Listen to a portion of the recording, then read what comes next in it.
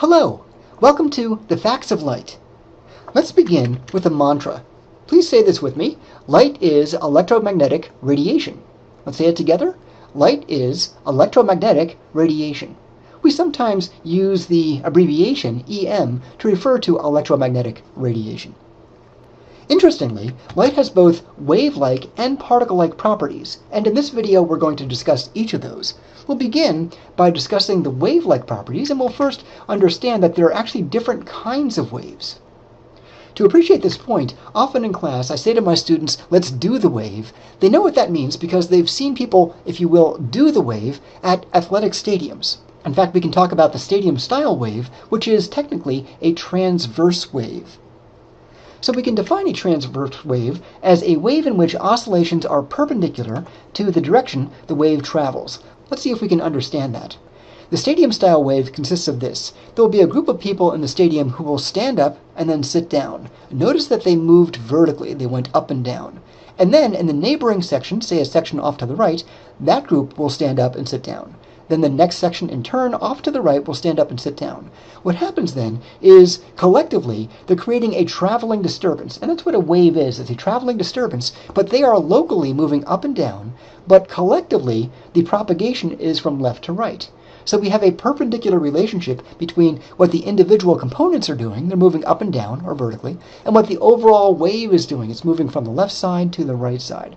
So we have an overall horizontal motion, and yet we have local vertical motion, so those two are perpendicular to each other. This is the characteristic of a transverse wave. Electromagnetic energy is a transverse wave. There are other kinds of waves, and in order to appreciate this point, I sometimes have my students in class do the so-called other wave. We sometimes call this informally the geek style or longitudinal wave. Now, what happens here is different than what happens in a transverse wave. We can define a longitudinal wave as a wave in which oscillations are parallel to the direction the wave travels. So let's take a simple example. Let's pretend for a moment that each letter in this word longitudinal is a different student in the class. What I would have the first student, that student L, do is knock into student O over here and then return to his or her seat.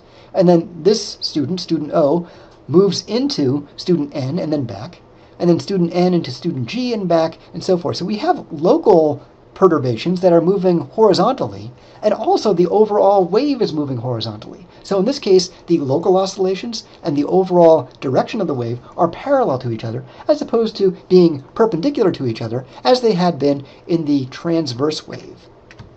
Acoustic energy, as you're hearing my voice, is a longitudinal wave.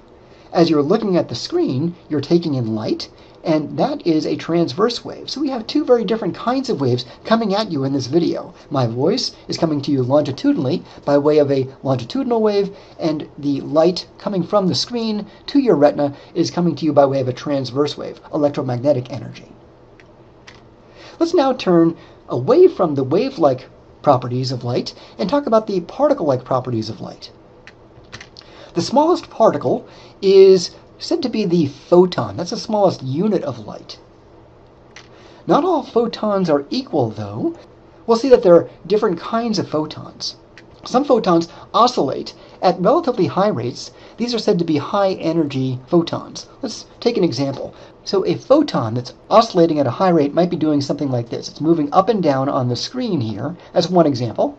And I'm also moving from the left to the right. So there's an overall rightward propagation of this wave, but the local motion is going up and down, and it's happening at a relatively high rate. These are said to be high-energy photons. They travel a relatively short distance over the course of each oscillation, that is, each up and down, is moving only over a short distance from left to right.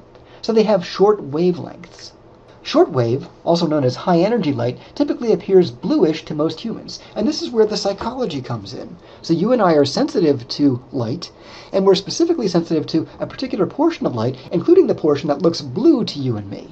Let's take a look at how that fits on the spectrum. So here we have the spectrum of light that you and I can see. It's actually between 400 and 700 nanometers. I hope you'll zoom in here and you'll see the NM standing for nanometers, and that is 1/1 billionth of a meter. That's billionth with a B. That's 1 times 10 to the negative 9 meters. And the blue light that you and I see even here in the background would be at about 400 nanometers. And this means that as the photon is oscillating and also moving from, say, left to right, it's only traversing a relatively short wavelength, 400 nanometers. Other photons oscillate at relatively lower rates, and these are said to be low energy. So instead of moving like this, relatively short wavelengths, they're moving over much longer wavelengths, and these are said to be lower energy photons. They travel a long distance over the course of each oscillation, so they have long wavelengths. And we'll remind ourselves that these typically look red. So we've got a red background on this slide, in contrast to the blue background that we had on the previous slide.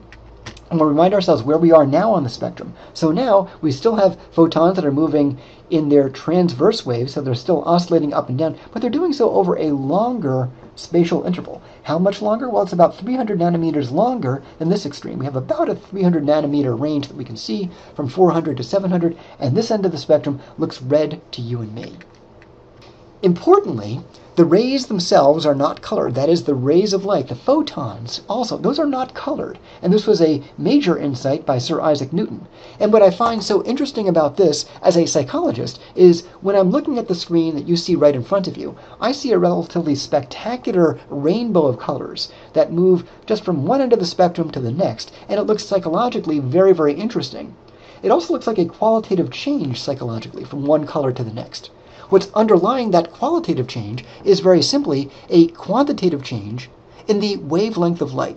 Relatively longer wavelengths here, relatively shorter wavelengths here. But you and I don't psychologically experience that as a change in length.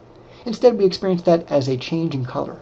But Sir Isaac Newton was correct to remind us that physically speaking, the rays are not colored. And, to quote one of my favorite professors, Billy Wooten, the red's in the head. Can we all say that together? The red's in the head.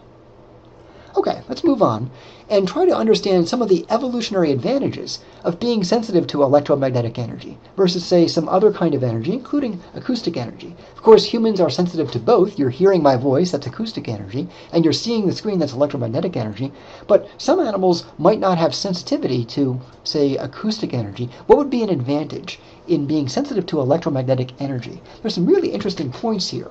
The first is that electromagnetic energy, or EM, travels quickly, thereby conveying immediate information about distant objects such as food and predators and potential mates. Clearly, that's evolutionarily advantageous. So, how much faster is light than sound? As you might remember from high school science classes, light moves at a rate of 3 times 10 to the 8th meters per second. By contrast, sound, or acoustic energy, moves at a rate of 3.43 times 10 to the 2nd meters per second. So if we think about those different exponents, one is raised to the 8th power, one is raised to the 2nd power, there's a 6 log unit difference between those two. That's a millionfold difference in the speed of electromagnetic energy versus acoustic energy. So light is indeed very, very fast. It's also true that electromagnetic energy tends to move in straight lines. And this is important because it preserves information about the shape of objects, food, predators, and potential mates that might be at a great distance from us. So not only do we see that there's something out there, but we get very precise information about the shape of those some things out in the environment because light tends to move in straight lines. That, by the way, is not true of acoustic energy. Acoustic energy will wrap around corners and wrap around the open window or an open door. Light doesn't do that. Light moves in straight lines. So let's now ask ourselves about, might there be some evolutionary advantage to not just being sensitive to this full range of electromagnetic energy, which spans from the gamma rays down here to these long radio waves up here, and you can see everything in the center. You and I are sensitive only to this relatively small portion of the full spectrum of electromagnetic energy. Again, just this range between 400 and 700 nanometers. So yes, we would have those preceding benefits of light being fast and light traveling in straight lines all across the spectrum, but you and I are really sensitive to this particular region. And is there any evolutionary advantage in being sensitive to just that region? And there actually are. In fact, there are two advantages. One of these is that the region that we can see, 400 to 700 nanometer light, it's relatively bouncy, to use an informal phrase. Unlike longer wave energy, which passes through many opaque objects, the range that you and I can see, 400 to 700 nanometer light, can be reflected and it bounces off of objects, and that makes them visible. This makes this portion of the EM spectrum, 400 to 700 nanometers, a very effective messenger. It's bringing information from distant objects very quickly, it's straight, so we have shape information, and it's bouncing off of things rather than moving through those objects. And that isn't true of other portions of the EM spectrum. There's another advantage also. On our planet, the 400 to 700 nanometer light is plentiful. By contrast, shorter wave energy tends to be absorbed by our atmosphere. The ozone and so forth will be absorbing lots of that shorter wave energy. So as a consequence, light in the 400 to 700 nanometer range is really quite plentiful. So let's see if we can summarize those evolutionary advantages to using light as our messenger. Light is plenty fast, it moves plenty straight, it's plenty bouncy, and it's just plain plenty. There's lots of it. Thanks for listening.